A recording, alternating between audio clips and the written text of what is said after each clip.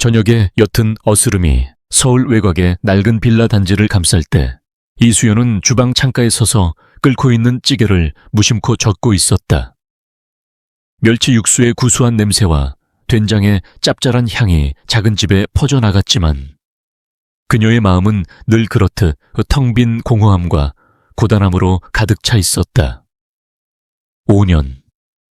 남편 김진혁이 불의의 사고로 세상을 떠난 지 꼭 5년이 흘렀다. 한때는 대한민국 기술계에 떠오르는 별이었던 남편, 그리고 그의 곁에서 가장 빛나는 파트너였던 자신. 그 모든 것이 한순간에 재처럼 부서져 내렸다. 이제 그녀에게 남은 것은 4명의 아이들과 끝이 보이지 않는 생활 고뿐이었다. 한때 최첨단 소프트웨어 아키텍처를 설계하던 그녀의 섬세한 손은 이제 아이들의 달아빠진 옷을 꿰매고 마트 할인 전단지를 뒤지는데 익숙해져 있었다. 벽에 걸린 낡은 가족사진 속에서 환하게 웃고 있는 남편의 얼굴을 볼 때마다 수연은 심장이 저며오는 아픔 대신 무뎌진 상실감만을 느낄 뿐이었다. 슬픔도 시간이 지나면 풍화되는 법이었다. 엄마, 오늘 저녁은 된장찌개예요. 날카로운 목소리에 수연은 상념에서 깨어났다. 둘째 서연이 식탁에 앉아 두꺼운 심리학 서적을 읽으며 묻고 있었다. 13살짜리 소녀라고는 믿기지 않을 만큼 차분하고 분석적인 아이였다. 냉장고에 남은 게 이것뿐이라서 미안해. 아니에요. 전 된장찌개 좋아해요. 어제 옆집 아주머니가 아저씨랑 크게 다투셨는데 오늘은 아저씨가 먼저 꽃을 사들고 오실 확률이 78% 정도 될 거예요. 화해의 제스처로는 된장찌개 냄새가 딱 좋죠. 수연은 피식 웃었다. 딸의 엉뚱하지만 날카로운 분석은 언제나 지친 그녀에게 작은 활력소가 되어주었다. 그 순간 거실 구석에서 무언가 뚝딱거리던 셋째 하준이 외쳤다. 고쳤다 엄마. 이제 토스터기 열선이 균일하게 작동할 거예요. 제가 코일 저항값을 살짝 조정했어요. 10살배기 하준은 손에 작은 드라이버를 든 채 의기양양하게 서 있었다. 낡아서 버리려던 토스터기는 아이의 손에서 새 것보다 더 좋은 성능을 가진 물건으로 재탄생했다. 수연은 고맙다고 말하며 아들의 머리를 쓰다듬었다. 이 아이들의 비범함은 그녀에게 주어진 유일한 축복이자 때로는 감당하기 힘든 무게이기도 했다. 누나 오빠, 그거 알아. 3주 전 화요일에 엄마가 끓여주신 된장찌개에는 애호박이 17조각 들어있었고 오늘의 애호박은 21조각이야. 그리고 그때는 두부를 1.5cm 두께로 썰었는데 오늘은 1.2cm네. 막내 지우가 소파에 앉아 그림을 그리며 조용히 말했다. 8살 지우의 눈은 모든 것을 사진처럼 기억하는 카메라였다. 아이의 말에 서연과 하준은 익숙하다는 듯 고개를 끄덕였다. 하지만 수연의 마음 한구석은 다시금 서늘해졌다. 이 아이들의 재능이 평범한 세상 속에서 과연 축복이기만 할까? 민준이는 아직도 방에 있니? 수연이 묻자 아이들은 약속이라도 한 듯 입을 다물었다. 첫째 민준. 15살의 그 아이는 가족 안에서도 섬처럼 존재하는 아이였다. 자신의 방에 틀어박혀 무엇을 하는지 누구도 정확히 알지 못했다. 수연은 그저 평범한 사춘기 소년의 반항이려니 애써 외면하고 있었다. 식사가 준비되고 수연은 민준의 방문을 두드렸다. 민준아, 밥 먹어. 안에서는 아무 대답이 없었다. 그저 여러 개의 컴퓨터 펜이 돌아가는 낮은 소음만이 희미하게 들려왔다. 수연은 한숨을 쉬며 돌아섰다. 하지만 그녀가 식탁의 차에 앉기도 전에 등 뒤에서 민준의 방문이 거칠게 열렸다. 엄마, 처음 듣는 목소리였다. 사춘기의 변성기 때문이 아니었다. 목소리에 담긴 감정의 무게가 달랐다. 늘 무심하고 냉소적이던 아이의 목소리가 아니었다. 그 안에는 격렬한 흥분과 차가운 분노, 그리고 일말의 혼란이 뒤섞여 있었다. 지금 당장 제 방으로 와보셔야겠어요. 수연은 순간 불길한 예감에 휩싸였다. 무슨 일이 터졌구나. 학교에서 큰 사고라도 친 걸까? 그녀가 걱정스러운 얼굴로 민준을 따라 방으로 들어서는 순간 그녀는 자신의 예상이 완전히 빗나갔음을 깨달았다. 민준의 방은 하나의 거대한 지휘 통제실 같았다. 벽면을 가득 채운 여러 대의 모니터에는 복잡한 코드와 데이터 그래프 위성 사진들이 쉴 새 없이 번쩍이고 있었다. 방 한가운데에는 다른 세 아이가 이미 와 있었다. 서연은 냉철한 분석가의 얼굴로 하주는 호기심과 긴장이 뒤섞인 표정으로 지우는 그저 큰 눈을 깜빡이며 모니터를 응시하고 있었다. 평소의 장난기나 어리광은 온데간데 없었다. 방 안의 공기는 얼음장처럼 차갑고 팽팽했다. 민준아, 이게 다 뭐니? 수연이 떨리는 목소리로 묻자 민준은 의자를 돌려 그녀를 마주 보았다. 아이의 눈은 밤을 새운 탓에 붉게 충혈되어 있었지만 그 안의 빛은 그 어느 때보다 형형했다. 엄마, 침착하게 들으세요. 지금부터 저희가 보여드리는 건 엄마가 지난 5년간 알고 있던 모든 것을 뒤집어 놓을 거예요. 민준은 키보드를 몇 번 두드렸다. 중앙의 가장 큰 모니터에 한 남자의 사진이 나타났다. 너무나도 익숙한 얼굴. 지난 5년간 매일 밤 꿈속에서 그리워했던 얼굴. 그녀의 남편 김진혁이었다. 하지만 사진 속의 그는 장례식장의 영정사진처럼 검은 옷을 입고 있지 않았다. 그는 값비싼 명품 정장을 입고 전용기 앞에서 자신만만하게 웃고 있었다. 사진 밑에는 넥서스 다이내믹스 CEO 강태환이라는 이름이 적혀 있었다. 이게 무슨... 수연은 숨을 쉴 수가 없었다. 머릿속이 하얗게 비어버리는 것 같았다. 합성 사진이지. 누가 이런 몹쓸 장난을... 장난 아니에요, 엄마. 서연이 단호하게 말을 잘랐다. 그녀는 작은 태블릿 PC를 들고 수연에게 다가왔다. 강태환, 45세. 5년 전 스위스에서 혜성처럼 나타난 기술 기업가. 그가 설립한 넥서스 다이내믹스는 프로메테스 I라는 혁신적인 기술로 단숨에 글로벌 IT 시장의 강자로 떠올랐어요. 이건 공식적인 프로필이에요. 하지만 비공식적인 데이터는 다른 말을 하고 있죠. 민준이 다시 키보드를 조작했다. 화면은 수십 개의 창으로 분할되며 복잡한 데이터들이 폭포수처럼 쏟아져 내렸다. 시작은 3개월 전이었어요. 아빠 명의로 개설되었지만 5년 동안 아무 움직임이 없던 암호화폐 지갑에서 아주 미세한 트랜잭션이 발생했어요. 0.001 비트코인. 누군가 지갑이 아직 살아있는지 확인하기 위한 핑핑이었죠. 전 그 신호를 역추적하기 시작했어요. 민준의 손가락이 키보드 위에서 춤을 췄다. 화면 속의 데이터 흐름이 하나의 경로로 모이기 시작했다. 수많은 가상사설망 VPN과 다크웹의 노드를 거쳐 신호의 종착지가 스위스 취리히에 위치한 한 은행의 서버로 나타났다.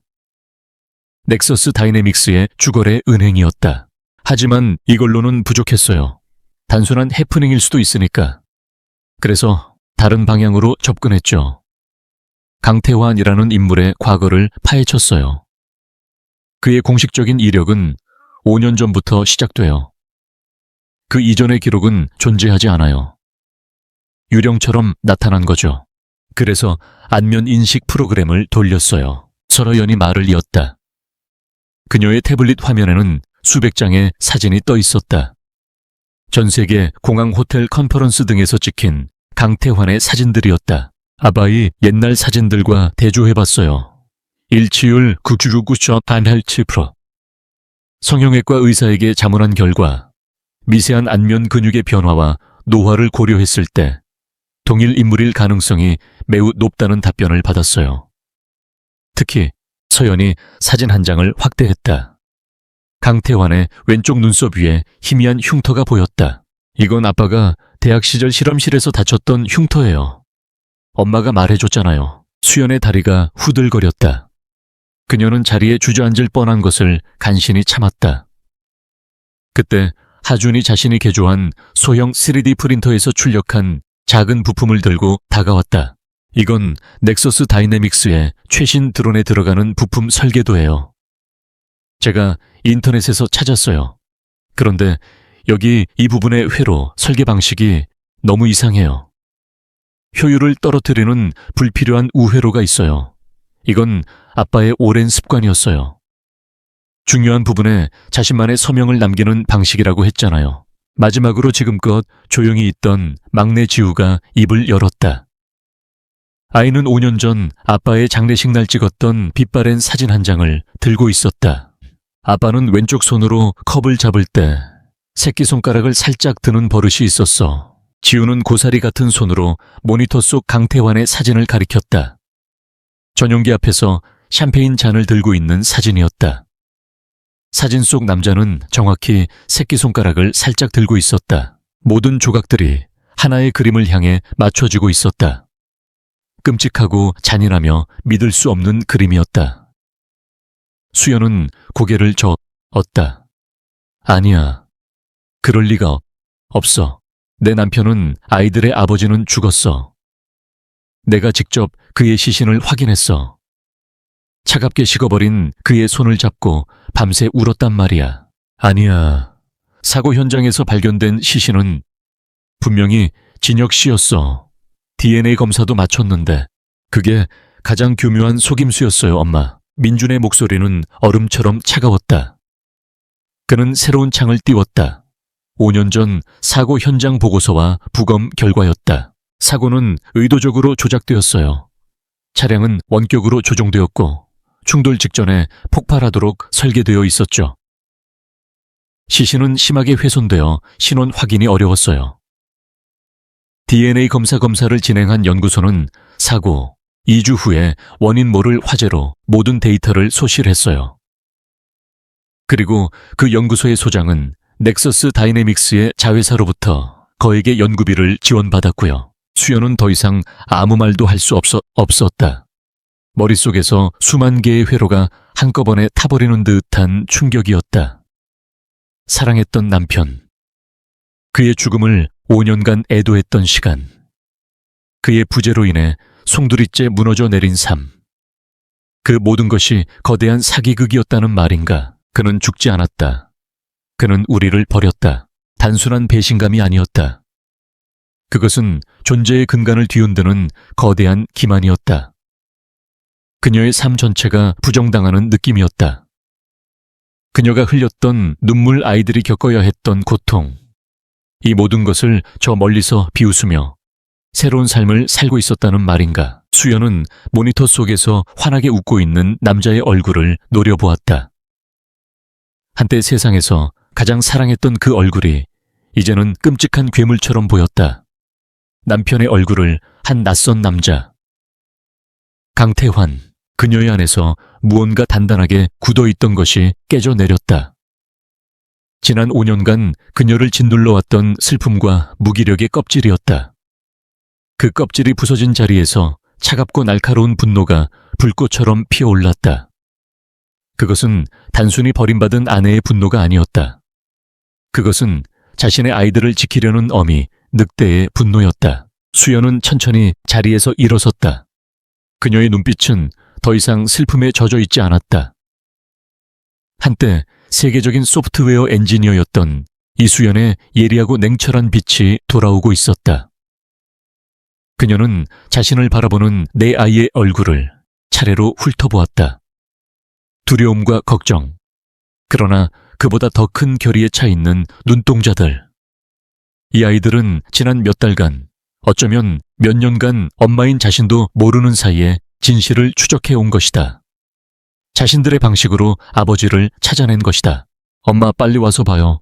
우리가 아빠를 잡았어요. 처음 이 말을 들었을 때 아이들의 장난이라고 생각했다. 하지만 이제 그 말의 의미를 알 것 같았다. 이것은 끝이 아니라 시작이었다. 아이들은 사냥감의 꼬리를 잡았고 이제 어미 늑대가 사냥을 마무리할 차례였다. 수연은 중앙 모니터 앞으로 다가가 강태환의 얼굴을 손가락으로 가리켰다. 민준아, 이 남자, 아니 이 인간의 모든 것을 내게 브리핑해줘.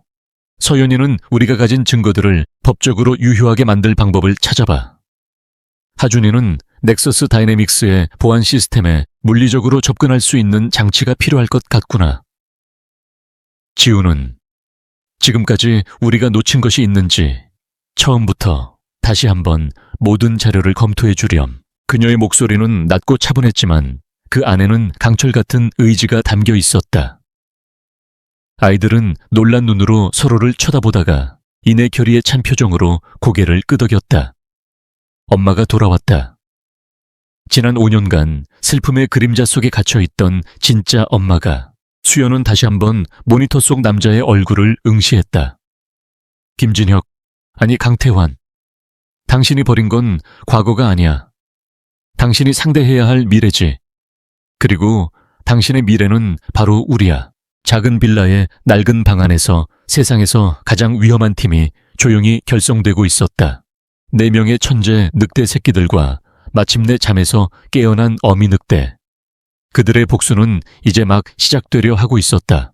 민준의 방을 가득 채웠던 분노와 충격의 폭풍이 지나간 자리에 무겁고 서늘한 침묵이 내려앉았다. 새벽의 푸른빛이 창문을 넘어올 때까지 이수연과 내 아이들은 누구 하나 자리를 뜨지 못했다.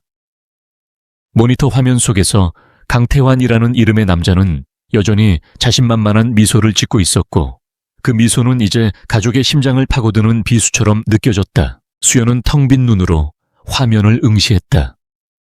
그녀의 머릿속에서는 지난 5년 아니 그 이전의 10년이라는 세월이 미친 듯이 되감기고 있었다. 진혁과 처음 만나 뜨겁게 사랑했던 날들 밤을 새워가며 함께 꿈을 설계하던 연구실의 풍경. 아이들이 태어났을 때 감격에 겨워 눈물 흘리던 그의 모습. 그 모든 기억이 이제는 날카로운 파편이 되어 그녀의 내면을 헤집었다. 사랑, 신뢰, 행복. 그 모든 감정의 토대가 송두리째 뽑혀나가는 기분이었다. 한순간 이 모든 것을 잊고 아이들을 데리고 멀리 도망치고 싶다는 충동이 강하게 일었다. 아무도 모르는 곳으로 가서 이 끔찍한 진실을 묻어버리고 평범하게 살고 싶었다. 그는 이미 죽은 사람이라고, 우리와는 상관없는 사람이라고 스스로를 세뇌하며 살아가고 싶었다. 아이들을 이런 위험하고 더러운 싸움에 끌어들이고 싶지 않았다. 하지만 수연은 아이들을 둘러보았다. 맏아들 민주는 붉게 충혈된 눈으로 여전히 데이터의 바다를 항해하고 있었고, 서연은 이미 상황 분석과 다음 단계를 예측하는 듯 냉철한 표정으로 생각에 잠겨 있었다. 하주는 주먹을 꽉 쥔 채 분노를 사귀고 있었고, 막내 지우는 엄마의 옷자락을 꼭 붙잡고 불안한 눈빛으로 그녀를 올려다보고 있었다. 이 아이들은 이미 진실을 알아버렸다. 도망칠 수 없었다. 이 진실은 외면한다고 해서 사라질 유령 같은 것이 아니었다. 그것은 살아 움직이며 언젠가는 반드시 아이들의 삶을 덮쳐올 거대한 그림자였다. 아버지가 자신들을 버리고 기만했다는 상처를 안고 아이들이 평생을 살아가게 둘 수는 없었다. 또한 강태환이라는 남자가 이 아이들의 존재를 알게 되었을 때 자신의 완벽한 거짓 인생을 지키기 위해 무슨 짓을 할지 알 수 없었다. 보호해야 했다. 도망치는 것은 보호가 아니었다. 맞서 싸워 이기는 것만이 유일한 길이었다. 수연의 눈빛이 서서히 변하기 시작했다. 슬픔과 혼란으로 흐려졌던 동공의 예리한 초점이 맺혔다. 남편의 아내, 내 아이의 엄마였던 이수연의 인격 위로 한때 업계 최고라 불렸던 소프트웨어 아키텍트의 페르소나가 겹쳐졌다. 그녀는 심호흡을 한번 하고 마치 거대한 프로젝트의 킥오프 미팅을 주재하는 프로젝트 매니저처럼 입을 열었다. 민주나 넥서스 다이내믹스의 핵심 기술 프로메테스 AI에 대한 모든 기술 자료를 화면에 띄워봐. 공개된 논문, 특허 자료 개발자, 포럼의 리뷰까지 전부. 민주는 엄마의 변화를 즉각적으로 감지했다. 그는 말없이 키보드를 두드려 순식간에 관련 정보들을 중앙 모니터에 정리해서 보여주었다.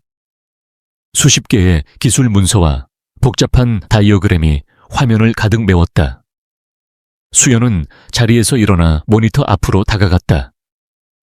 그녀의 눈이 믿을 수 없는 속도로 데이터들을 훑기 시작했다. 처음에는 낯설었다.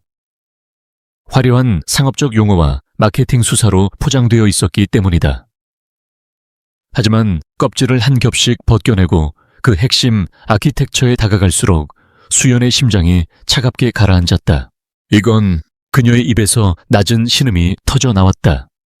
이것은 단순한 표절이나 모방이 아니었다. 프로메테스 AI의 근간을 이루는 신경망 구조, 데이터 처리 알고리즘, 자기 학습 모델. 그 모든 것이 너무나도 익숙했다. 그것은 5년 전 그녀와 남편 김진혁이 자신들의 모든 것을 걸고 만들었던 꿈의 프로젝트, 프로메테스 그 자체였다. 말도 안 돼. 수연은 자신의 눈을 의심하며 화면에 거의 얼굴을 파묻었다. 코드 샘플의 한 부분에서 그녀는 숨을 멈췄다. 특정 변수를 명명하는 방식, 예외 처리 루틴을 구성하는 독특한 스타일. 그것은 명백히 그녀 자신의 디지털 지문이었다. 진혁조차 흉내낼 수 없는 그녀만의 코드 서명. 그가 훔친 것은 남편의 이름과 아이들의 아버지뿐만이 아니었다. 그가 훔친 것은 그녀의 꿈, 그녀의 분신, 그녀의 모든 것이었다. 엄마, 왜 그래요? 서연이 걱정스럽게 물었다. 수연은 떨리는 손으로 화면의 코드 한 줄을 가리켰다. 이건 엄마가 짠 코드야. 방 안이 모든 아이들이 숨을 삼켰다. 상황의 본질이 바뀌는 순간이었다. 이것은 더 이상 배신한 아버지를 찾는 가족 드라마가 아니었다. 거대한 기술 도둑질과 기업 사기극의 서막이었다. 증거가 필요해. 수연이 단호하게 말했다. 우리가 만들었던 오리지널 프로메테스의 설계도와 소스 코드. 그것만 있으면 저들이 도둑이라는 것을 증명할 수 있어. 진혁 씨 연구실에 있던 서버는 사고 때 모두 불타버렸고 수연은 필사적으로 기억을 더듬었다. 백업. 분명히 어딘가에 백업을 해두었을 것이다. 그토록 중요했던 프로젝트였으니까. 그때 뇌리를 스치는 기억이 있었다.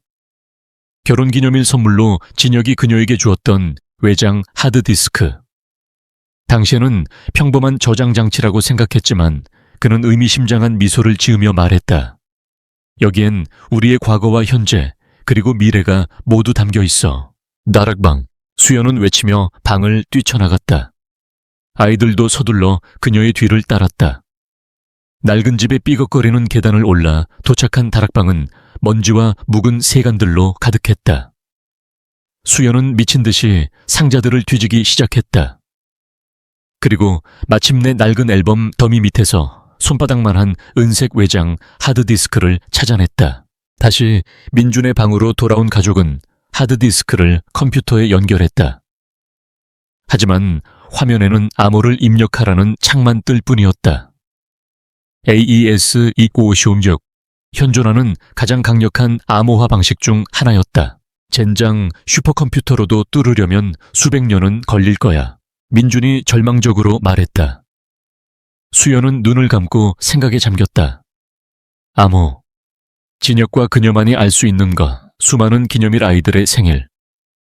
의미 있는 단어들을 조합해 보았지만 모두 실패했다. 시간이 흐르고 모두가 지쳐갈 무렵 서연이 조용히 입을 열었다. 엄마 아빠는 논리적인 사람이었지만 동시에 감성적인 사람이기도 했어요.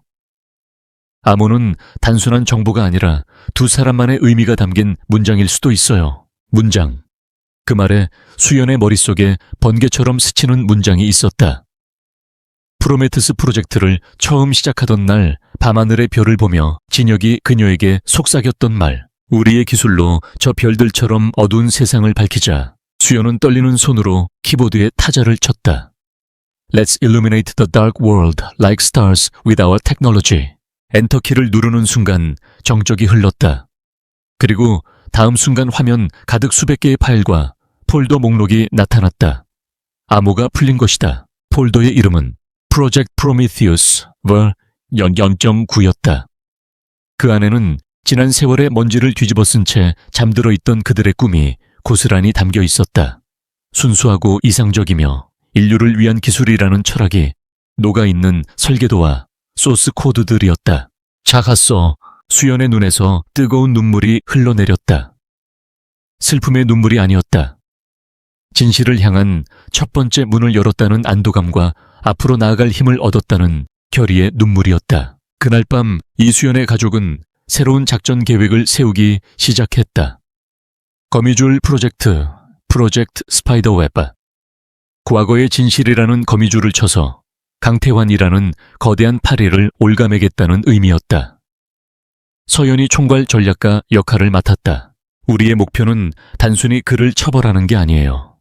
그가 훔쳐간 모든 것을 되찾고 그가 세운 거짓의 제국을 완전히 무너뜨려야 해요.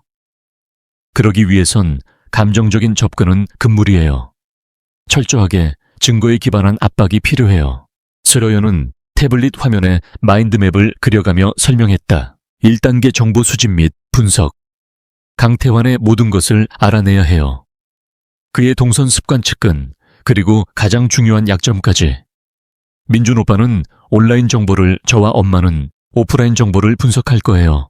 2단계 감시 및 증거 확보. 단순한 해킹만으로는 법적 증거가 될 수 없어요. 그의 목소리, 그의 비리를 증명할 수 있는 물리적인 증거가 필요해요. 여기서 하준이의 역할이 중요해져요. 모두의 시선이 하준에게 향했다.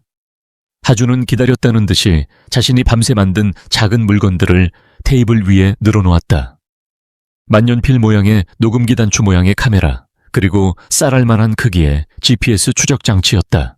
이것 봐요. 만년필은 360도 전방향 음성 수집이 가능하고 노이즈 캔슬링 기능도 넣었어요. 단추 카메라는 고화질 영상 촬영이 가능하고 GPS는 한번 부착하면 인공위성을 통해 1cm 오차 범위 내에서 실시간 위치 추적이 가능해요. 아이의 설명에 수연은 감탄을 금치 못했다. 이 작은 아이의 머릿속에 무엇이 들어있는 걸까? 그녀는 하준의 어깨를 자랑스럽게 두드려 주었다. 3단계 증거의 재구성 및 연대기 작성. 흩어져 있는 모든 정보와 증거들을 하나의 이야기로 엮는 단계예요. 김진혁이 어떻게 죽음을 위장하고 강태환이 되었는지, 프로메테우스 기술을 어떻게 훔쳤는지, 그 과정에서 누가 도왔는지에 대한 완벽한 시나리오를 만드는 거죠. 이건 지우의 도움이 필요해. 지우는 고개를 끄덕였다. 아이의 머릿속에는 이미 수천 장의 사진과 영상 문서들이 오류 없이 저장되어 있었다. 흩어진 퍼즐 조각들을 완벽하게 맞춰낼 수 있는 유일한 존재였다. 회의가 끝날 무렵 동쪽 하늘이 밝아오고 있었다. 지난 5년간 수연의 가족을 짓눌렀던 어둠이 걷히고 새로운 아침이 오고 있었다. 하지만 그들이 맞이할 아침은 평온한 일상이 아니었다. 그것은 거대한 적을 향한 치열한 전쟁의 시작을 알리는 여명이었다. 수연은 창가에 서서 떠오르는 해를 바라보았다. 그녀는 더 이상 과거에 얽매인 연약한 미망인이 아니었다. 4명의 천재적인 아이들을 이끄는 사령관이자 자신의 것을 되찾기 위해 모든 것을 걸 준비가 된 전사였다. 그녀는 이제 자신들이 상대해야 할 적이 단순히 비정한 남편이 아니라 막강한 자본과 권력, 그리고 무자비함을 가진 거대 기업이라는 것을 명확히 인지하고 있었다. 이 싸움은 그들의 작은 집안에서 끝낼 수 있는 일이 아니었다. 세상이라는 더 넓은 전쟁터로 나아가야만 했다. 거미줄은 이제 막 쳐지기 시작했다. 지오미줄 프로젝트가 가동된 지 2주가 흘렀다. 이수연의 작은 빌라는 낮과 밤이 완전히 다른 2개의 세계가 되었다. 낮에는 평범한 엄마와 아이들의 공간이었다. 된장찌개 냄새가 퍼지고 아이들의 웃음소리와 책 읽는 소리가 들려왔다. 하지만 해가 지고 세상이 잠들면 이 집은 거대한 적의 심장을 겨누는 비밀스러운 지휘 통제실로 변모했다. 민주는 헬리오스라는 가명으로 어둠의 네트워크 속을 유영했다. 그는 넥서스 다이내믹스의 철옹성 같은 네트워크 구조를 해부하고 보이지 않는 통로와 숨겨진 균열을 찾아내는데 몰두했다. 서연은 기업 정보 사이트와 SNS, 심지어는 임원들의 배우자들이 운영하는 블로그까지 샅샅이 뒤져 강태환의 주변 인물들에 대한 방대한 심리 프로파일을 구축했다. 하준은 낡은 전자제품을 분해해 얻은 부품들로 점점 더 작고 정교한 스파이 장비들을 만들어냈고, 지우는 그 모든 정보를 사진처럼 기억하며 데이터베이스에 빈틈을 메웠다. 그리고 그 중심에는 이수연이 있었다. 그녀는 넥서스 다이내믹스가 배포한 공개용 소프트웨어들을 리버스 엔지니어링하며 그 안에 숨겨진 개발자의 흔적을 추적했다. 그녀는 김진혁 아니 강태환의 코딩 습관을 누구보다 잘 알았다. 그는 언제나 자신의 작품에 서명처럼 흔적을 남기는 오만한 천재였다. 수연은 그의 오만함이 곧 그의 아킬레스건이 되리라 확신했다. 가족은 하나의 유기체처럼 움직였다. 대화는 줄었지만 눈빛만으로 서로의 의도를 파악했다. 목표는 단 하나 강태환과 그가 세운 거짓의 제국을 무너뜨리는 것이었다. 그들의 거미줄은 조용하지만 끈질기게 서울의 마천루 꼭대기에 앉아 세상을 내려다보는 거대한 파리를 향해 뻗어 나가고 있었다. 같은 시각 서울의 심장부 테헤란로에 우뚝 솟은 넥서스 다이내믹스 타워의 최상층 CEO 집무실은 도시의 야경을 발 아래에 둔 채 고요한 위엄을 뽐내고 있었다. 집무실의 주인 강태환은 값비싼 이탈리아제 가죽의자에 몸을 묻은 채 만족스러운 눈으로 자신의 왕국을 내려다보고 있었다. 5년 전 시체 하나와 낡은 이름을 버리고 얻은 모든 것이었다. 그는 과거의 김진혁을 완벽하게 살해했다고 믿었다. 회장님, 그의 상념을 깨고 들어온 것은 보안총괄 이사 최민호였다. 그림자처럼 감정이 없는 얼굴을 한 그는 강태환의 가장 충성스러운 수족이었다. 무서운 일이지. 지난 2주간 저희 메인 프레임의 심층 방화벽에서 미세한 이상 신호가 14차례 감지되었습니다. 최민호가 태블릿 PC에 띄운 로그 기록을 내밀었다. 강태환은 눈썹 하나 까딱하지 않고 화면을 훑었다. 신호의 패턴은 극히 분산적이고 불규칙합니다. 마치 안개 속에서 손가락으로 벽을 더듬는 듯한 방식입니다. 평범한 기업 스파이라면 좀 더 과감하게 침투를 시도했을 겁니다. 이건 뭔가 다릅니다. 그래서 출처는 파악했나 강태환의 목소리에는 권태로움이 묻어 있었다. 그게 이상한 점입니다. 모든 신호는 전 세계에 흩어져 있는 수천 개의 좀비 PC를 경유하고 있어 역추적이 거의 불가능합니다. 마치 유령이 장난치는 것 같습니다. 강태환은 피식 웃었다. 유령이라. 그는 이미 세상에서 가장 큰 유령을 직접 만들어낸 사람이었다. 파리 새끼들이 꼬이는 건 당연한 일이야. 우리의 프로메테스를 탐내는 놈들이 한둘이겠나. 이사 너무 과민하게 반응하지 마. 하지만 귀찮게 구는 파리는 잡아서 날개를 뜯어놔야지. 어디서 기어들어왔는지 본보기를 보여줘. 알겠습니다, 회장님. 최민호는 조용히 고개를 숙이고 물러났다. 강태환은 다시 야경으로 눈을 돌렸다. 그는 알지 못했다. 지금 자신의 성벽을 더듬고 있는 것이 성가신 파리가 아니라 과거의 무덤 속에서 기어나온 복수의 망령이라는 것을. 그날 밤 민주는 여느 때처럼 넥서스의 보안망을 탐색하고 있었다. 그는 넥서스의 자회사 중 하나인 물류 시스템의 허점을 발견하고 그것을 통해 내부망에 아주 작은 탐침을 심는 데 성공한 참이었다. 탐침을 통해 흘러들어오는 데이터 패킷들을 분석하며 내부 네트워크 지도를 그려나가던 바로 그 순간이었다. 윙! 방 안의 서버가 경고음을 울리기 시작했다. 민준의 모니터 화면에 수십 개의 경고창이 동시다발적으로 터져 나왔다. 오바, 왜 그래? 옆에서 상황을 지켜보던 서연이 긴장된 목소리로 물었다. 결렸어. 아니 이건 민준의 눈이 가늘어졌다. 표면적으로는 그의 IP 주소를 향해 무차별적인 디도스 공격이 쏟아져 들어오고 있었다. 하지만 민준은 그것이 교란 작전임을 직감했다. 진짜 공격은 다른 곳에서 오고 있었다. 그는 키보드 위에서 손가락을 폭풍처럼 움직였다. 스크린에는 녹색의 코드들이 폭포수처럼 쏟아져 내렸다. 정문으로 시끄럽게 소리를 지르면서 뒷문으로 암살자를 들여보내는 수법이야. 교활한 놈들. 아니나 다를까 디도스 공격의 소음 뒤에 숨어 극도로 정교하게 제작된 폴리모픽 악성 코드가 시스템의 가장 취약한 포트를 통해 침투를 시도하고 있었다. 민주는 필사적으로 방어벽을 구축하고 가상 허니팟을 만들어 공격자를 유인했다. 하지만 상대는 대한민국 최고의 기업 보안팀이었다. 그들의 공격은 집요하고 체계적이었다. 민준의 이마에 식은땀이 흘러내렸다. 서버의 온도는 급격히 올라가고 팬은 미친 듯이 돌았다. 마치 보이지 않는 전장에서 총성 없는 전쟁이 벌어지는 것 같았다. 오빠 저들의 목적은 파괴가 아니야. 식별이야. 우리의 위치를 특정하려는 거야.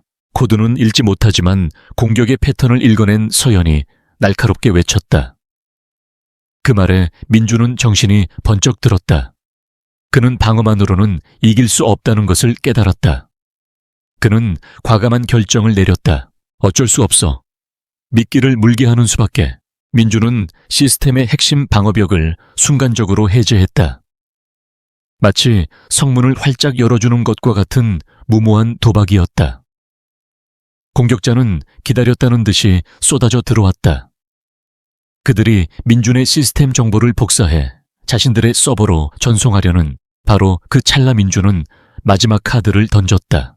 그것은 그가 미리 심어둔 논리폭탄 피드백 루프였다. 공격자의 정보 탈취 프로그램이 민준의 시스템 정보를 복사하는 순간 그 프로그램 자체가 복사되어 공격자의 서버로 무한 전송되도록 만든 함정이었다. 순식간에 전세가 역전되었다. 공격자의 서버는 스스로를 복제하는 데이터의 홍수에 빠져 과부에 걸리기 시작했다. 화면 너머에서 당황하는 그들의 모습이 보이는 듯 했다. 잠시 후 그들은 스스로 연결을 끊고 어둠 속으로 사라졌다. 휴. 민주는 의자에 깊숙이 몸을 기댔다. 온몸이 땀으로 흠뻑 젖어 있었다. 그는 이겼지만 상처뿐인 승리였다. 놈들이야. 진짜 프로들이었어. 그리고 그는 중요한 사실 하나를 깨달았다. 엄마 저들이 우리의 존재를 눈치챘어요. 다음 날 집안의 공기는 무겁게 가라앉았다. 가족은 강태환 측의 방역이 시작되었음을 직감했다. 수연은 아이들에게 당분간 모든 활동을 중단하라고 지시했다.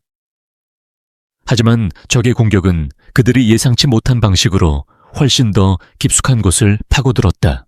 그날 오후 수연은 아이들과 함께 장을 보고 집으로 돌아왔다. 현관문은 분명히 잠겨 있었다. 하지만 문을 열고 들어서는 순간 수연은 온몸의 털이 곤두서는 듯한 위화감을 느꼈다. 집안의 공기가 달라져 있었다. 누가 다녀갔어. 그녀가 나직이 속삭였다. 아이들도 본능적으로 위험을 감지하고 엄마의 등 뒤로 모였다. 집안의 물건들은 제자리에 있는 듯 보였다. 도둑이 든 것 같지는 않았다. 그런데 바로 그때 서연이 작은 비명을 질렀다. 엄마 저거. 서연의 손가락이 가리키는 곳은 거실의 낡은 체스판이었다. 아빠가 살아있을 때 민준과 함께 두던 것이었다. 그런데 누군가 체스판 위에 말을 새로 배열해 놓았다. 한쪽에는 검은색 킹 하나만이 덩그러니 놓여 있었다. 그리고 반대편에는 흰색 폰 4개가 나란히 서 있었다. 그리고 그 폰들의 뒤에서 그들을 지켜야 할 흰색 퀸이 옆으로 쓰러져 있었다. 그것은 명백한 메시지였다. 너희는 4명의 졸병과 쓰러진 여왕, 그리고 나는 왕이다. 우리는 너희에 대해 알고 있다. 너희의 집에 언제든 들어올 수 있다. 수연의 심장이 얼어붙는 것 같았다. 이것은 디지털 세상의 싸움이 아니었다. 적은 이미 자신들의 가장 안전한 공간 아이들이 잠자는 이 집의 문턱을 넘어온 것이다. 등골을 타고 소름 끼치는 한기가 흘렀다. 분노보다 더 원초적인 공포가 그녀를 덮쳤다. 만약 자신들이 집에 있었더라면, 만약 아이들에게 무슨 일이라도 생겼더라면 아이들은 겁에 질려 떨고 있었다. 특히 막내 지우는 금방이라도 울음을 터뜨릴 듯한 얼굴로 수연의 다리를 꽉 붙잡았다. 그 순간 수연의 안에서 무언가 툭 하고 끊어지는 소리가 났다. 그것은 마지막까지 남아있던 일말의 두려움, 망설임, 그리고 미련의 끈이었다. 지금까지는 훔쳐간 기술을 되찾고 거짓을 바로잡는다는 정의의 이름으로 싸웠다. 어쩌면 마음 한구석에는 그가 예전의 김진혁으로 돌아오기를 바라는 신락 같은 희망이 있었을지도 모른다. 하지만 이제 아니었다. 그는 선을 넘었다. 감히 자신의 아이들을 위협했다. 자신의 새끼들을 건드렸다. 수연의 안에서 들끓던 공포는 순식간에 차가운 분노로 응축되기 시작했다. 그것은 활화산처럼 폭발하는 분노가 아니었다. 모든 것을 얼려버릴 듯한 빙하처럼 단단하고 냉혹한 분노였다. 그녀는 떨고 있는 아이들을 끌어안았다. 그녀의 품은 따뜻했지만 그녀의 눈빛은 그 어느 때보다 차갑게 빛나고 있었다. 괜찮아. 아무 일도 없을 거야. 그녀는 아이들을 안심시키며 마치 맹세처럼 나직이 속삭였다. 엄마가 반드시 지켜줄게. 그날 밤 수연은 아이들을 모두 재운 뒤 홀로 민준의 방으로 들어갔다. 그녀는 모니터 화면에 강태환의 사진을 띄웠다. 한때 사랑했던 남자의 얼굴. 이제는 불구대천의 원수가 된 얼굴. 그녀는 화면 속의 그를 향해 조용히 선언했다. 강태환, 당신의 가장 큰 실수는 날 배신한 게 아니야. 내 아이들을 당신의 더러운 게임에 끌어들인 거지. 그녀의 목소리는 고요했지만 그 안에는 지옥의 심연보다 더 깊은 결의가 담겨 있었다. 지금까지는 당신의 과거를 되찾기 위한 싸움이었다면 이제부터는 내 아이들의 미래를 지키기 위한 전쟁이야. 그리고 이 전쟁에는 어떤 규칙도 없을 거야. 어둠 속에서 어미 늑대가 마침내 이빨을 드러내고 있었다. 경고는 끝났다. 이제부터는 진짜 사냥의 시작이었다. 체스판 위에 놓인 말들이 남긴 차가운 경고는 이수연의 가족에게서 공포를 앗아가는 대신 그 자리에 강철 같은 냉정함을 채워 넣었다. 다음 날 아침 집안의 분위기는 완전히 달라져 있었다. 아이들의 얼굴에서는 두려움의 흔적을 찾아볼 수 없었다. 그 자리에는 맹수 새끼들처럼 날카롭게 벼려진 결의만이 남아 있었다. 이수연은 식탁에 아이들을 모두 불러 모았다. 이것은 아침 식사를 위한 자리가 아니었다. 새로운 전쟁의 서막을 알리는 작전 회의였다. 어젯밤 적은 우리에게 메시지를 보냈다. 수연의 목소리는 낮고 차분했다. 하지만 그 안에는 이전에는 없던 단단한 힘이 실려 있었다. 우리를 하찮은 졸병과 쓰러진 여왕으로 본다는 뜻이겠지. 좋다. 그렇다면 이제부터 우리가 사냥꾼이 되어 왕을 잡는 법을 보여주자. 그녀는 민준의 방에서 가져온 디지털 화이트보드를 켰다. 지금까지 우리는 수비에 치중했어. 적의 정보를 수집하고 우리의 정체를 숨기는데 급급했지. 하지만 이제부터는 달라. 우리는 더 공격적으로 나설 거야. 적이 우리의 거미줄에 스스로 걸어 들어오게 만들 거다. 모두의 시선이 둘째 서연에게 향했다. 총괄 전략가인 그녀가 앞으로 나아갈 길을 제시할 차례였다. 서연은 자리에서 일어나 마치 노련한 장군처럼 화이트보드 앞에 섰다. 채새우에서 가장 강력한 기물은 퀸이지만 가장 무서운 기물은 마지막 칸에 도달한 폰이에요. 퀸으로 변신할 수 있으니까. 강태환은 우리를 폰으로 보고 있지만 우리는 이미 그의 왕국 마지막 칸을 향해 움직이기 시작했어요. 서연은 화이트보드에 2개의 큰 갈래를 그렸다. 우리의 새로운 작전은 2개의 축으로 진행될 거예요. 첫 번째는 유령 작전, 오퍼레이션 고스트. 민준 오빠가 주도할 디지털 교란 및 역정보 작전이에요. 두 번째는 서명 작전, 오퍼레이션 시그네처. 엄마가 주도할 결정적 증거 확보 작전이죠. 그녀는 유령 작전 부분을 가리켰다. 적의 보안팀장 최민호는 지금 우리를 유령이라고 생각하고 있어요. 출처를 알 수 없는 해커. 그 인식을 역이용하는 거예요. 우리가 넥서스에 원한을 품은 내부 고발자인 것처럼 꾸미는 거죠. 민준 오빠 가능하겠어. 민준은 자신만만하게 고개를 끄덕였다. 문제없어. 넥서스 다이내믹스가 설립 초기에 부당하게 해고한 엔지니어 명단을 이미 확보했어. 그중 한 명의 신원을 빌려 마치 그가 복수심에 불타 내부 정보를 흘리는 것처럼 위장할 거야. 좋아. 최민호의 시선을 그 가짜 내부 고발자에게 돌려놓는 동안 우리는 더 깊숙이 파고들 수 있을 거예요. 그의 추적을 유도해서 역으로 그들의 추적 방식과 시스템의 약점을 파악하는 거죠. 그는 자기가 우리를 사냥한다고 생각하겠지만 실제로는 우리가 그를 분석하기 위해 깔아놓은 미로를 헤매게 될 거예요.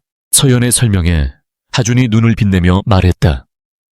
마치 내비게이션을 교란시켜서 엉뚱한 길로 가게 만드는 거랑 같네. 정 그래. 서연은 미소 지으며 다음으로 넘어갔다. 서명 작전. 두 번째 축이 더 중요해요. 유령 작전이 시간을 벌어주는 연막이라면 서명 작전은 적의 심장을 꿰뚫을 비수예요. 강태환이 김진혁이라는 것, 그리고 프로메테스 기술을 훔쳤다는 것을 법정에서도 부인할 수 없는 명백한 증거. 엄마, 그게 바로 엄마의 디지털 서명이에요. 수연은 고개를 끄덕였다. 그녀는 이미 무엇을 찾아야 하는지 알고 있었다. 자신의 영혼이 담긴 코드. 세상 그 누구도 흉내 낼 수 없는 자신만의 창조물. 작전 회의가 끝나고 가족은 다시 한번 일사불란하게 움직이기 시작했다. 수연은 자신을 외부와 거의 단절시켰다. 그녀는 5년 전에 자신과 마주하기 위해 코드의 심연 속으로 깊이 침잠했다. 다락방에서 찾아낸 낡은 하드디스크 속에는 수십만 줄의 코드가 잠들어 있었다. 그것은 단순한 텍스트의 나열이 아니었다. 그녀와 진혁의 꿈과 열정, 때로는 다툼과 화해의 과정이 고스란히 담긴 역사의 기록이었다. 그녀는 코드를 읽어 내려가며 과거의 자신과 대화했다. 아, 이때는 이런 생각을 했었지. 이 알고리즘을 완성하고 얼마나 기뻐했던가. 행복했던 기억들이 떠오를 때마다 가슴이 아팠지만 그녀는 감상에 빠져들지 않았다. 그녀는 사냥꾼이었다. 자신의 흔적을 찾는. 며칠 밤낮으로 코드의 미로를 헤맨 끝에 마침내 그녀는 그것을 찾아냈다. 프로젝트의 핵심 데이터 압축 알고리즘 부분이었다. 방대한 AI 데이터를 손실 없이 그러면서도 가장 효율적으로 압축하는 기술. 당시 그녀는 눈의 결정 주의 재징이 보여주는 프랙탈 패턴에서 영감을 얻어 세상에 없던 제규적 압축 알고리즘을 설계해냈다. 수학적으로는 완벽했지만 너무나도 복잡하고 기하학적이어서 동료들은 마법이라 불렀다. 그녀와 진혁은 그 코드에 둘만의 애칭을 붙여주었다. 난송기 암호 스노플레이크 사이퍼. 넥서스 다이내믹스의 프로메테스는 바로 이 눈송이 암호를 기반으로 작동하고 있었다. 겉모습은 더 화려하게 포장되어 있었지만 그 근간을 이루는 수학적 원리는 완벽하게 동일했다. 이것은 우연의 일치일 수가 없었다. 같은 눈송이가 두 번 다시 존재할 수 없듯이 이 알고리즘을 똑같이 재현해내는 것은 수학적으로 불가능했다. 자바스다. 수연의 입에서 나직한 탄성이 터져 나왔다. 이것이 바로 강태환의 심장을 겨눌 비수였다. 그가 절대로 부인할 수 없는 그녀 자신의 서명이었다. 수연이 과거의 코드와 씨름하는 동안 아이들은 현재의 전장에서 치열한 전투를 벌이고 있었다. 민주는 유령 작전을 개시했다. 그는 넥서스에서 부당 해고된 엔지니어 박선우의 가짜 디지털 페르소나를 만들어냈다. 다크웹의 해커 포럼에 박선우의 이름으로 넥서스의 비리를 폭로하는 듯한 글을 올렸다. 물론 그 정보는 교묘하게 조작된 가짜였다. 하지만 최민호의 팀이 의심하기에 충분할 만큼 그럴듯했다. 아니나 다를까 며칠 후 최민호의 보안팀이 미끼를 물었다. 그들은 박선우의 흔적을 추적하기 시작했다. 민주는 그들의 추적을 일부러 허용하며 자신이 미리 설계해둔 복잡한 디지털 미로 속으로 그들을 유인했다. 최민호의 팀이 한 겹의 위장을 벗겨낼 때마다 민주는 그들의 공격 패턴과 추적 기술에 대한 데이터를 수집했다. 마치 체스판 위에서 상대방에게 일부러 말을 내주며 그의 전략을 파악하는 것과 같았다. 이 디지털 체스 게임에서 민주는 완벽하게 우위를 점하고 있었다. 한편 아무도 주목하지 않는 곳에서 막내 지우는 자신만의 방식으로 전쟁에 참여하고 있었다. 오빠와 언니, 그리고 엄마가 복잡한 작전을 수행하는 동안 지우가 할 수 있는 일은 많지 않았다. 아이는 소외감을 느끼며 그리운 아빠의 얼굴을 보기 위해 낡은 태블릿 PC로 오래된 가족 동영상들을 보고 있었다. 그러던 중 지우는 자신의 세 번째 생일 파티 영상을 보게 되었다. 5년 전 아빠가 사라지기 불과 몇 주 전의 일이었다. 촛불을 끄고 케이크를 자르는 행복한 가족의 모습. 그런데 지우의 눈에 다른 것이 들어왔다. 영상의 배경에 아빠의 서재에 있던 거대한 화이트보드가 아주 잠깐 스쳐 지나갔다. 호기심이 생긴 지우는 영상을 정지하고 그 부분을 확대했다. 화이트보드에는 알아볼 수 없는 복잡한 수식과 다이어그램이 가득했다. 아이는 무심코 영상을 프레임 단위로 돌려보았다. 바로 그 순간 1초도 안 되는 찰나의 프레임 속에 화이트보드 구석에 적힌 긴 문자열이 선명하게 잡혔다. 지우는 그저 아빠가 남긴 낙서라고 생각했다. 하지만 아이의 비상한 기억력은 그 의미 없는 문자열을 뇌리에 각인시켰다. 그날 저녁 작전 경과를 공유하는 자리에서 지우가 조심스럽게 입을 열었다. 엄마, 옛날 영상 보다가 이상한 걸 봤어. 아빠가 화이트보드에 이상한 글씨랑 그림을 그려놨었어. 수연과 다른 아이들은 처음에는 대수롭지 않게 여겼다. 오래전 일이었고 아마 업무와 관련된 메모일 뿐이라고 생각했다. 우리 주 신기한 걸 봤구나. 한번 볼까? 수연이 다정하게 말하며 지우가 든 태블릿을 받아들었다. 민준과 서연도 별 기대 없이 화면을 들여다보았다. 지우가 확대한 영상 속에는 흐릿하지만 분명하게 복잡한 다이어그램과 함께 긴 영문과 숫자의 조합이 보였다. KJHCon BK Server Access Key 783E9B. 그것을 본 순간 민준의 표정이 굳었다. 잠깐만, 이거... 민준은 자신의 노트북으로 미친 듯이 무언가를 검색하기 시작했다. 서연도 심상치 않은 분위기를 감지하고 다이어그램을 분석하기 시작했다. 이 다이어그램 분자 구조도처럼 보이지만 자세히 보면 특정 지역의 서버 클러스터 물리적 배치도와 유사해요. 그리고 이 명령 규칙은 찾았어. 민준이 외쳤다. 그의 눈이 믿을 수 없다는 듯이 커져 있었다. 이건 스위스 알파인 데이터 센터에서 사용하는 고도의 보안을 갖춘 개인 서버의 루트 액세스 키 형식이야. 그리고 이 다이어그램은 그 서버의 위치를 암시하는 지도고 말도 안 돼. 아빠가 자신의 비상 데이터, 백업 서버의 접속 키와 위치를 서재, 화이트보드에 버젓이 적어놓았던 거야. 김진혁의 오만함이 다시 한번 드러나는 순간이었다. 그는 누구도 자신의 메모를 알아보지 못할 것이라고 설령 보더라도 그 의미를 절대 파악하지 못할 것이라고 확신했던 것이다. 그는 세상 모두를 속일 수 있다고 믿었지만 자신의 8살짜리 막내딸이 가진 비범한 기억력까지는 계산하지 못했다. 방 안의 공기가 짜릿한 흥분으로 가득 찼다. 수연은 떨리는 목소리로 물었다. 민준아, 그럼 이걸로 그 서버에 접속할 수 있다는 말이니? 해봐야 알아요. 하지만 만약 이게 진짜라면 이건 강태환의 비상탈출 계획, 그의 모든 비밀이 담겨있는 판도라의 상자일지도 몰라요. 민준은 심호흡을 한번 하고 보안이 강화된 터미널 창을 열었다. 그는 영상 속의 문자열을 한 글자도 틀리지 않고 정확하게 입력해 나갔다. 모두가 숨을 죽이고 그의 손가락을 지켜보았다. 엔터키를 누르는 순간 시간은 영원처럼 길게 느껴졌다. 화면에 녹색 글씨가 뜨는 순간 모두가 약속이라도 한 듯 짧은 환호성을 질렀다. 그리고 다음 순간 화면에 단 하나의 디렉토리 폴더가 나타났다. KTH Contingency, 강태환의 비상계획. 그들은 마침내 적의 심장부로 들어가는 비밀 통로를 찾아낸 것이다. 체스판의 상황은 이제 완전히 뒤집혔다. 왕을 잡기 위한 마지막 한 수가 가장 예상치 못한 곳에서 시작되고 있었다. 강태환의 판도라 상자, KTH, 컨틴전시는 그들의 예상을 뛰어넘는 비밀들로 가득 차 있었다. 그것은 단순한 데이터 저장소가 아니었다. 한 남자가 자신의 과거를 지우고 새로운 제국을 건설하기 위해 저지른 모든 죄악의 연대기였다.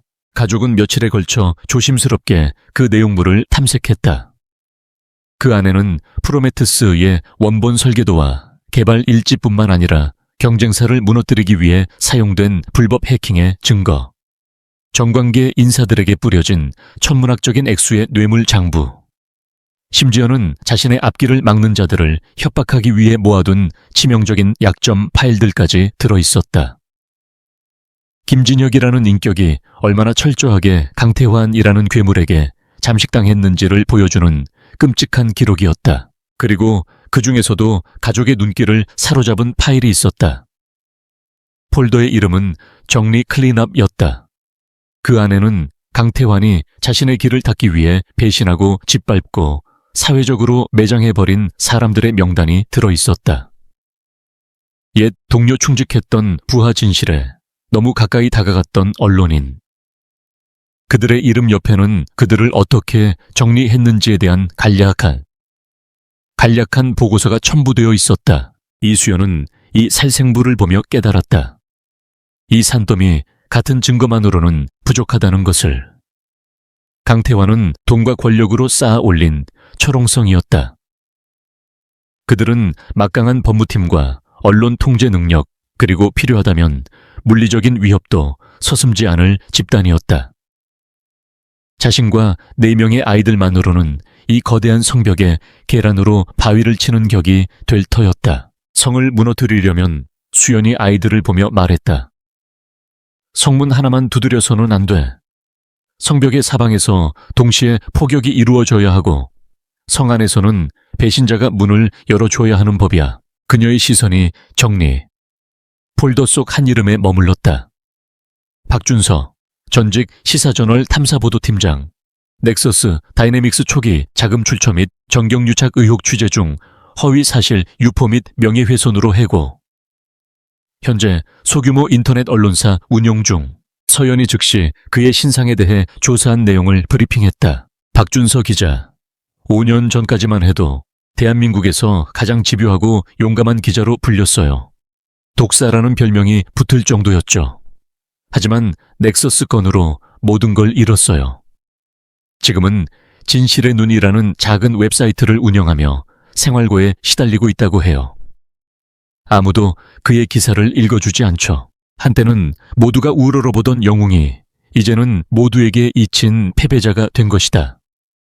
강태환이 가장 두려워했던 남자, 그리고 그에게 가장 큰 상처를 입은 남자, 수연은 결심했다. 그들의 첫 번째 동맹은 바로 이 사람이어야 했다. 하지만 어떻게 접촉할 것인가?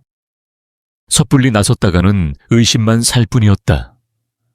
박준서는 이미 세상에 한번 크게 데인 사람이었다. 아무도 믿지 않을 터였다. 수연은 며칠을 고심한 끝에 그만이 알아볼 수 있는 미끼를 던지기로 결심했다. 그녀는 공중전화로 박준서의 사무실에 전화를 걸었다. 목소리를 변조하고 짧은 메시지만을 남겼다. 5년 전 당신이 쫓던 넥서스의 유령. 그 유령의 실체를 알고 있습니다. 오늘 밤 10시 정독 도서관 3관 인문학서가 H실 구역 혼자 오십시오. 그날 밤 10시 낡은 책 냄새와 희미한 먼지가 가라앉은 정독 도서관의 복도. 박준서는 약속 장소에 나타났다. 세월의 풍파를 정통으로 맞은 듯 그의 얼굴에는 깊은 피로와 냉소가 어려 있었다. 한때 날카롭게 빛나던 눈빛은 흐릿하게 탁해져 있었다. 그는 누군가의 장난이거나 혹은 함정일 거라고 반신반의하며 이곳에 왔다. 그럼에도 불구하고 온 이유는 그의 가슴 속에 아직 꺼지지 않은 작은 불씨 때문이었다. 진실에 대한 갈망. 수연은 책장 그림자 속에 몸을 숨긴 채 그를 지켜보았다. 그리고 조용히 모습을 드러냈다. 박준서는 평범하기 그지없는 중년 여인의 모습에 잠시 당황했다. 누구십니까? 장난 전화는 사양합니다. 그의 목소리는 까칠했다. 박준서 기자님, 저는 당신이 5년 전에 놓친 진실을 배달하러 온 사람입니다. 수연의 차분한 목소리에 박준서는 코웃음을 쳤다. 진실허, 그런 건 이제 믿지 않습니다. 넥서스와 관련된 제보는 수없이 받아봤어. 하지만 결국엔 거짓이거나 나를 이용하려는 수작뿐이었지. 이번엔 다를 겁니다. 수연은 작은 USB 하나를 꺼내 그에게 내밀었다. 이 안에 파일이 하나 있습니다. 열어보시면 5년 전 7월 14일 밤 11시 32분. 당시 여당 원내대표였던 환경철 의원의 보좌관 차명 계좌로 넥서스 다이내믹스 스위스 법인에서 50만 달러가 입금된 기록이 있을 겁니다. 박준서의 눈이 순간 가늘어졌다. 환경철 의원은 넥서스가 주도한 AI 산업진흥법을 날치기로 통과시킨 장본인이었다. 당시 그는 이 검은 거래의 심증은 있었지만 물증을 찾지 못했다.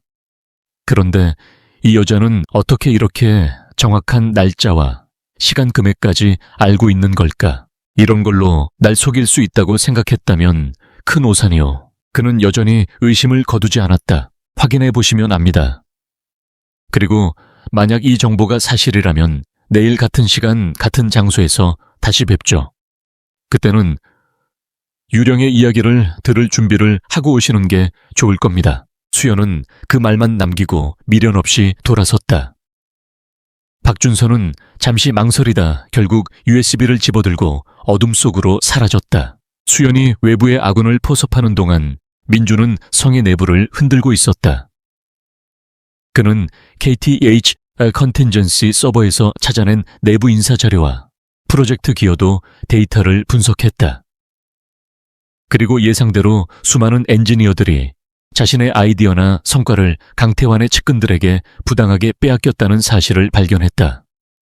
그들은 불만과 분노를 가슴에 묻은 채 침묵을 강요당하고 있었다. 민주는 그 중에서도 가장 핵심적인 인물을 골라냈다. 안혜진 박사. 그녀는 프로메테우스의 초기 아키텍처 설계에 결정적인 기여를 했지만 모든 공로는 강태환의 충복인 연구소장에게 돌아갔다. 그녀는 실력은 출중하지만 정치적인 라인이 없어 번번이 승진해서 누락되고 있었다. 민주는 헬리오스의 이름으로 그녀에게 암호화된 이메일을 보냈다. 이메일의 내용은 단 한 줄이었다. 당신이 5년 전에 설계했지만 삭제되었다고 알고 있는 눈송이 암호의 오리지널 코드를 기억하십니까? 그리고 첨부 파일에는 안혜진 박사가 수년 전 개인 서버에 저장했다가 삭제했던 자신의 원본 코드 조각이 담겨 있었다. 최민호의 팀도 찾아내지 못한 그녀의 흔적을 민주는 찾아낸 것이다. 넥서스 다이내믹스 연구소에 자기 자리에서 이메일을 확인한 안혜진 박사의 손이 가늘게 떨렸다. 온몸에 소름이 돋았다. 잊고 있던, 아니 잊으려고 애썼던 과거의 기억이 눈앞에 생생하게 펼쳐졌다. 자신의 모든 열정을 쏟아부었던 코드 하지만 하루아침에 프로젝트에서 배제당하며 강제로 포기해야 했던 자신의 분신. 잠시 후 그녀의 컴퓨터로 또 다른 메시지가 도착했다. 당신의 것을 되찾을 시간이라고 생각하지 않으십니까? 안혜진은 마른 침을 삼켰다. 이것은 함정일 수도 있었다. 하지만 그녀의 가슴 속에서 억눌려 있던 분노와 자존심이 고개를 들었다. 이대로 썩어갈 것인가? 아니면 단 한 번의 기회에 모든 것을 걸어볼 것인가? 그녀는 고민 끝에 떨리는 손으로 답장을 보냈다. 단 한 단어였다. 방법은 내부의 첫 번째 동맹이 확보되는 순간이었다. 다음 날 밤 약속 장소에 나타난 박준서는 완전히 다른 사람이 되어 있었다. 흐릿했던 눈빛은 예전에 독사처럼 날카롭게 빛나고 있었고 온몸에서는 억눌렀던 투지가 뿜어져 나오고 있었다.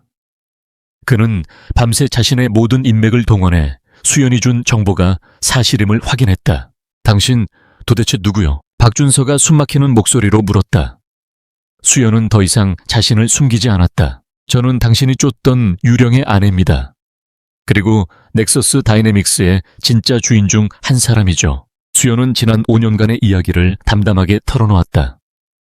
남편의 위장된 죽음, 도둑맞은 기술, 그리고 내 아이들과 함께 진실을 추적해온 과정까지.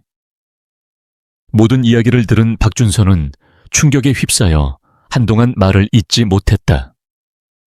이 이야기는 그가 상상했던 것보다 훨씬 더 거대하고 잔인하며 비극적이었다. 그래서 이제 어떻게 할 생각이요? 전쟁을 시작할 겁니다. 박 기자님은 우리의 목소리가 되어 주셔야 합니다. 우리가 확보한 증거들을 세상에 알릴 가장 강력한 확성기, 국민의 여론이라는 거대한 파도를 일으켜 강태환의 성을 침몰시킬 겁니다. 박준서의 주먹이 불끈 쥐어졌다. 5년 전 모든 것을 잃었던 그날의 치욕이 떠올랐다.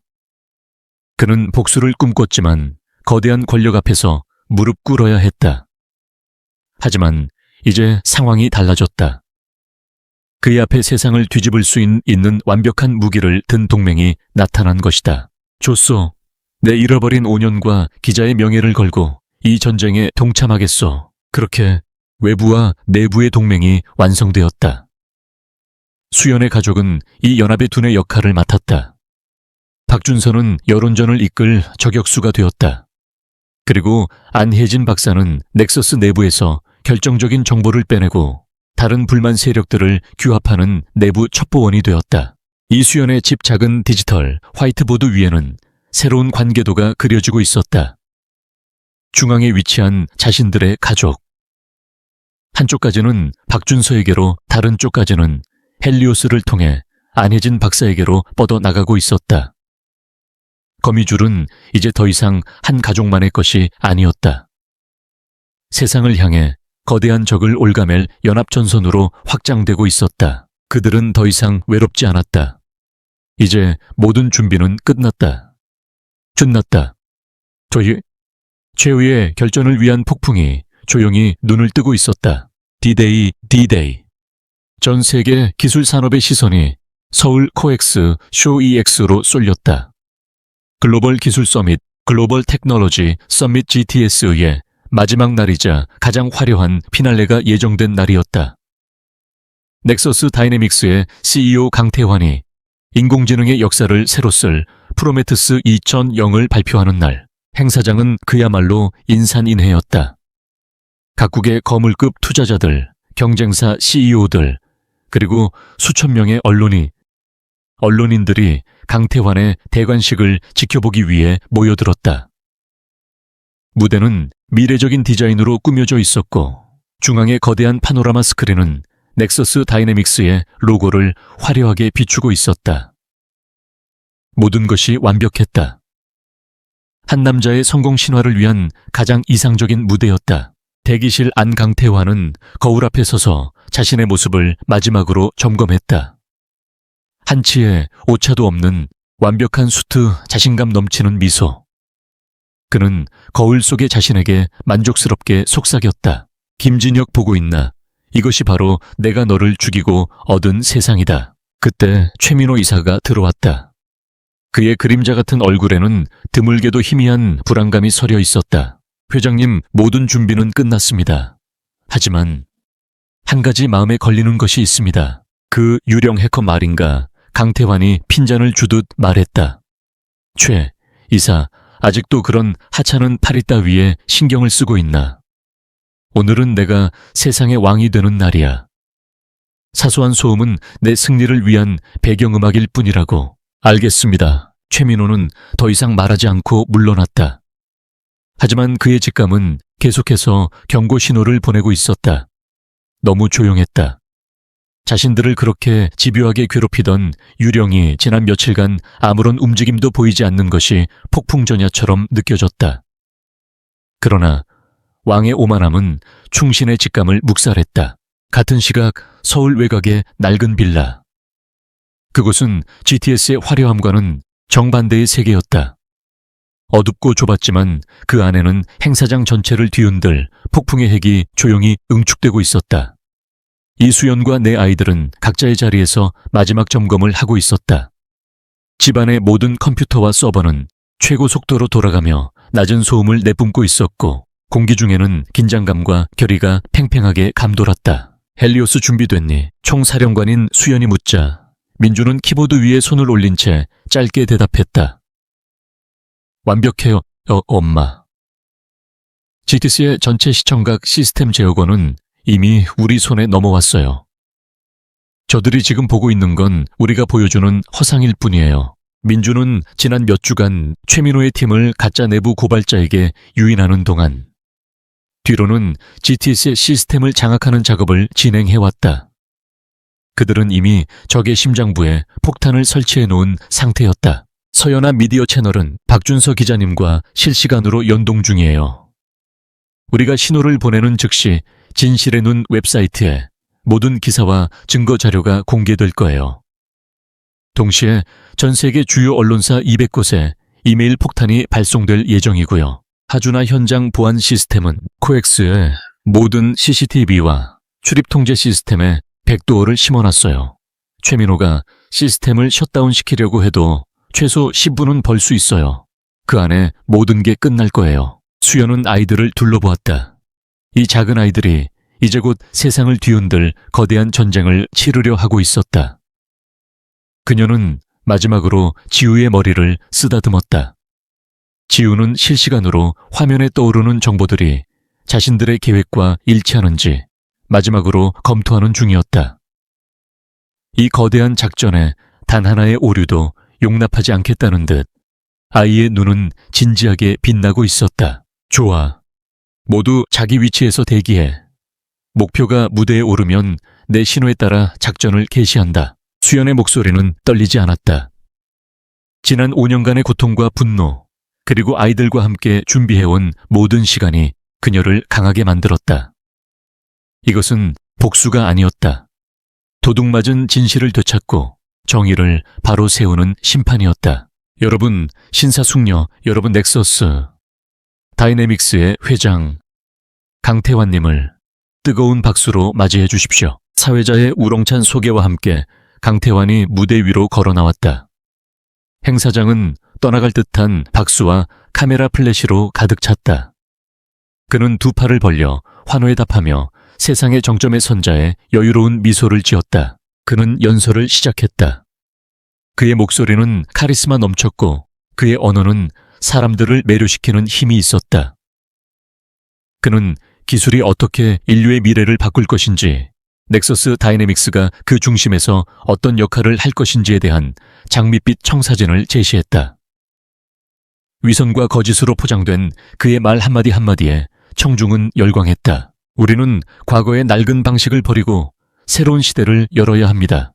혁신은 때로 고통스러운 희생을 요구하지만 더 나은 미래를 위해 우리는 그 길을 가야만 합니다. 넥서스 다이내믹스는 바로 그 선두에 서겠습니다. 그의 연설이 절정에 달했을 때 수연의 집에서는 카운트다운이 시작되고 있었다. 5, 4, 3, 2, 1. 강태환이 두 팔을 활짝 벌리며 외쳤다. 그리고 이제 여러분께 미래를 선물하겠습니다. 세계 최초의 자율진화형 인공지능 프로메테스 2.0을 공개합니다. 청중의 기대감이 최고조에 달하는 바로 그 순간, 수연은 나직이 명령했다. 지금 작전 개시. 민준의 손가락이 엔터키를 내리쳤다. 순간 강태환의 등 뒤에 있던 거대한 파노라마 스크린이 지지직거리며 암전되었다. 화려한 넥서스 로고와 프로메테스 홍보 영상이 사라지고 칠흑 같은 어둠이 무대를 삼켰다. 장내가 웅성거리기 시작했다. 방송사고인가 강태환의 얼굴에 처음으로 당혹감이 스쳤다. 누가 최이사 무슨 일이야? 그가 마이크를 통해 소리치는 순간 스크린 중앙에 하얀 글씨가 한 줄 떠올랐다. 세상은 당신이 누구인지 알게 될 것입니다. 강태환. 아니, 김진혁. 그 이름이 스크린에 나타나는 순간 강태환의 심장이 멎는 듯 했다. 장내는 물을 끼얹은 듯 조용해졌다. 그리고 다음 순간 스크린은 걷잡을 수 없는 진실의 폭격을 시작했다. 화면에는 김진혁의 5년 전 사진과 현재 강태환의 사진이 나란히 나타났다. 두 사진 위로 수십 개의 녹색 선들이 나타나며 안면 인식 데이터가 분석되기 시작했다. 동일 인물 확률 99.87%. 동시에 박준서의 진실의 눈 웹사이트에 괴물 CEO 강태환, 그는 죽은 사람이다라는 제목의 탐사보도 기사가 올라왔다. 전 세계 언론사 기자들의 휴대폰이 동시에 알림을 울리기 시작했다. 스크린의 화면이 바뀌었다. 복잡한 코드들이 화면을 가득 채웠다. 그리고 차분한 여성의 목소리가 장내에 울려 퍼졌다. 이수연이 미리 녹음해둔 목소리였다. 이것은 눈송이 암호입니다. 제가 설계한 세상에 단 하나뿐인 알고리즘이죠. 그리고 강태환 씨, 당신은 이 코드를 훔쳐 당신의 제국을 세웠습니다. 화면에는 프로젝트 프로메테스 발리 VR 일정근무 바이 김진혁 이수연이라는 원본 문서와 넥서스 다이내믹스의 특허 문서가 나란히 비교되었다. 빼도 박도 못할 증거였다. 같은 시각 안혜진 박사는 자신의 자리에서 전송 버튼을 눌렀다. 넥서스의 내부 서버에만 존재했던 수백 기가바이트의 원본 개발 일지와 비리 증거 자료들이 박준서의 서버로 넘어가 실시간으로 기사에 첨부되기 시작했다. 강태환은 무대 위에서 완전히 얼어붙어 있었다. 그의 머릿속은 하얗게 비어 있었다. 불가능한 일이었다. 완벽하게 묻어버린 과거가 어떻게 유령이 되어 자신의 가장 화려한 순간을 덮치고 있는가. 시스템을 셧다운시켜 당장. 최민호는 보안실에서 미친 듯이 소리쳤지만 소용없었다. 시스템은 이미 그들의 손을 떠나 있었다. 하준이 심어놓은 백도어가 모든 외부 접근을 차단하고 있었다.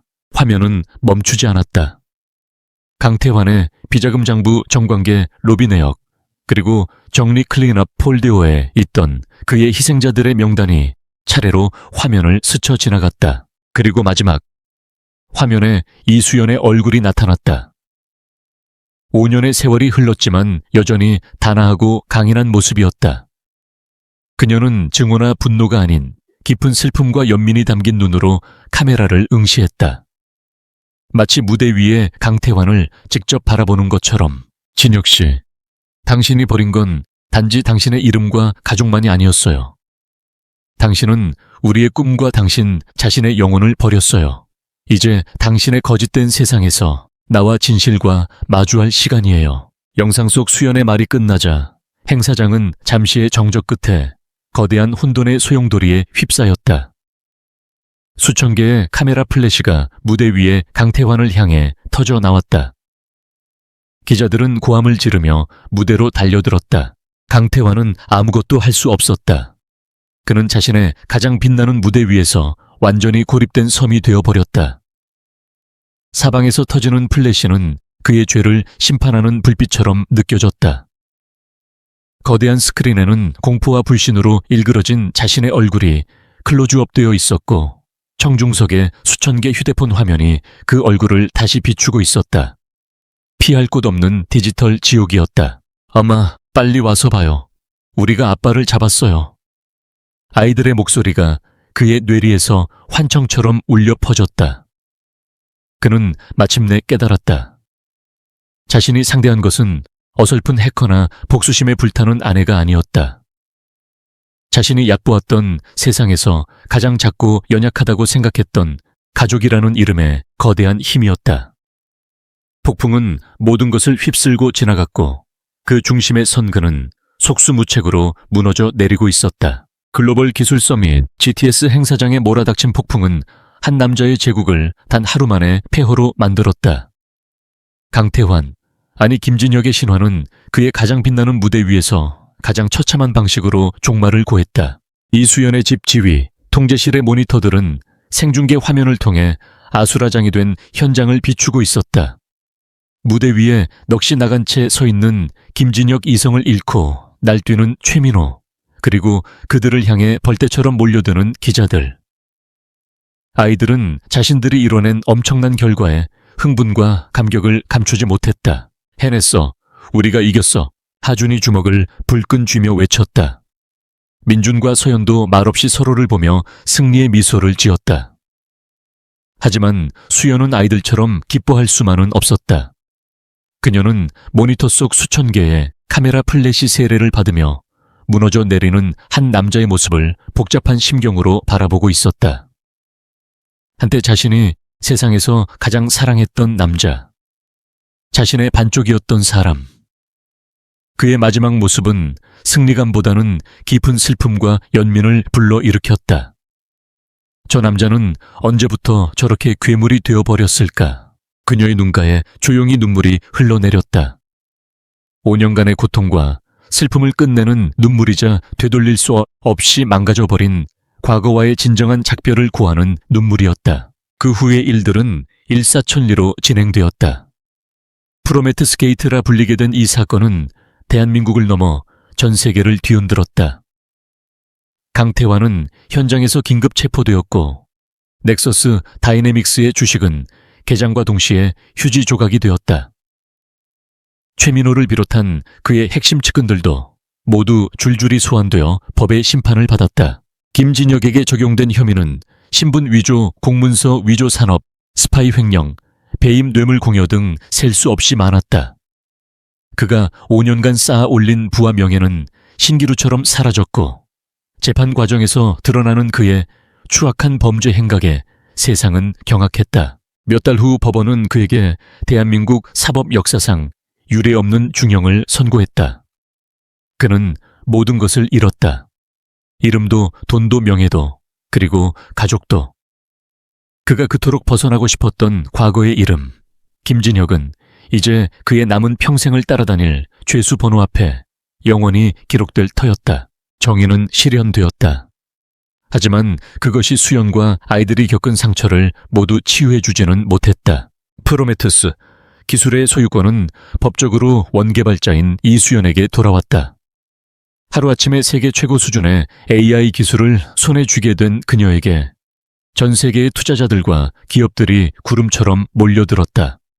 실리콘밸리의 거대 IT 기업은 천문학적인 액수를 제시하며 기술 인수를 제안했고 정부는 넥서스 다이내믹스의 공중 분해를 막고 직원들의 고용을 승계한다는 조건으로 그녀에게 회사 경영을 맡아달라고 요청했다. 수연은 일생일대에 기로에 섰다.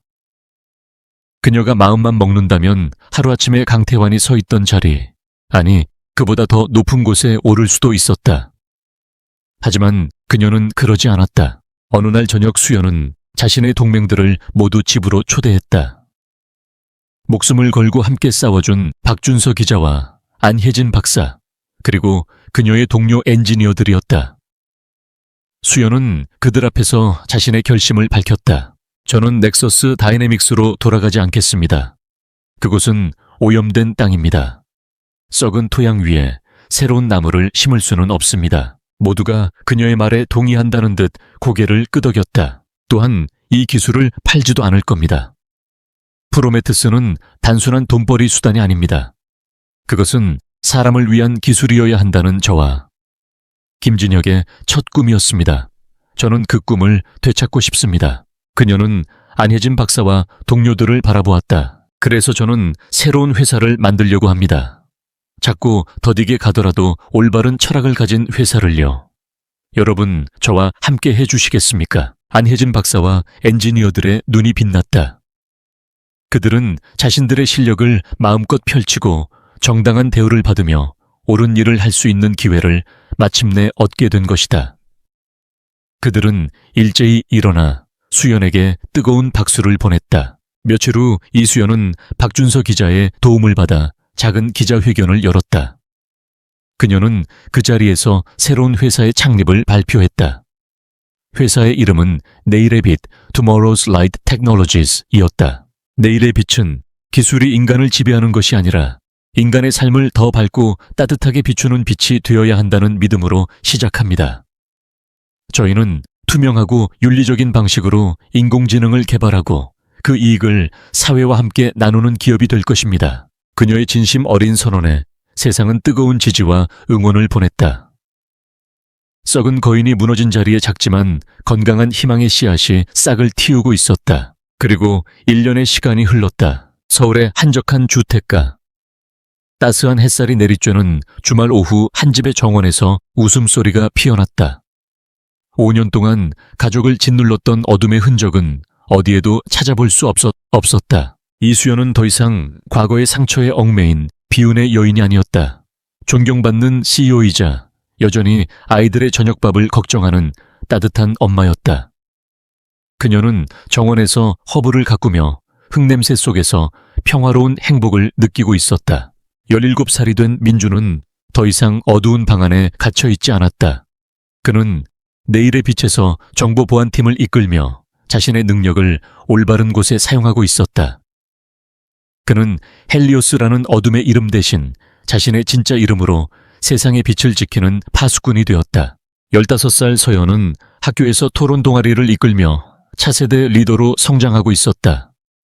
아이는 종종 박준서 기자를 찾아가 기업 윤리와 사회 정의에 대해 열띤 토론을 벌이곤 했다. 그녀의 통찰력은 어른들을 놀라게 할 정도였다. 12살 하주는 더 이상 낡은 토스터기를 분해하지 않았다. 집 차고를 개조해 만든 멋진 연구실에서 태양광으로 움직이는 배달 드론과 장애인을 위한 보조 로봇을 만들고 있었다. 아이의 발명품들은 세상을 조금씩 더 나은 곳으로 만들고 있었다. 10살이 된 지우는 여전히 모든 것을 기억했지만 이제 그 능력은 아이에게 더 이상 버거운 짐이 아니었다. 지우는 정원의 모든 식물과 곤충의 이름을 외우고 그들의 생태를 관찰하며 자신만의 작은 자연 다큐멘터리를 만들고 있었다. 자, 다들 모여 저녁 먹자. 수연의 목소리에 아이들이 하나둘씩 정원의 큰 나무 테이블로 모여들었다. 평범하지만 소중한 저녁 식사 시간. 테이블 위에는 특별할 것 없는 음식들이 놓여 있었지만 그들의 얼굴에는 세상 가장 값진 행복이 가득했다. 수연은 자신의 아이들을 둘러보았다. 이 아이들은 단순히 천재가 아니었다. 끔찍한 시련 속에서 스스로의 힘으로 길을 찾고 서로를 지키며 결국에는 세상을 바꾼 강인한 영혼들이었다. 아이들은 엄마를 도운 것이 아니었다. 그들은 함께 싸웠고 함께 이겨냈으며 함께 성장했다. 그녀는 문득 이 모든 일의 시작이 되었던 그날 밤 아이들의 외침을 떠올렸다. 엄마, 빨리 와서 봐요. 우리가 아빠를 잡았어요. 그것은 고통스러운 진실의 서막이었지만 동시에 새로운 시작을 알리는 신호탄이기도 했다.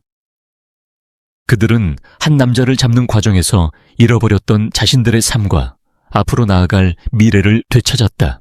따스한 저녁 햇살 속에서 가족의 웃음소리가 퍼져나갔다. 이수연은 깨달았다.